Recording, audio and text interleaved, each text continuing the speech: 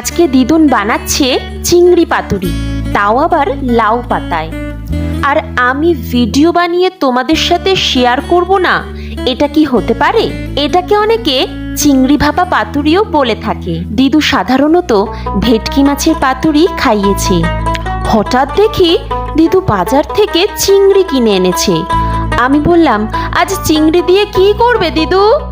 দিদু বলল, আজকে চিংড়ি পাতুরি করব। চিংড়ি পাতুরিও হয়?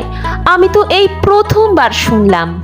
দিদু বলল, হয় হয়, বানালেই হয়। তারপর তড়িঘড়ি করে বানিয়ে ফেললো। আমি আবার ঝাল খেতে ভালোবাসি বলে পাতুরির মধ্যে একটা কাঁচা লঙ্কাও দিয়েছে। কি সুইট না আমার দিদু।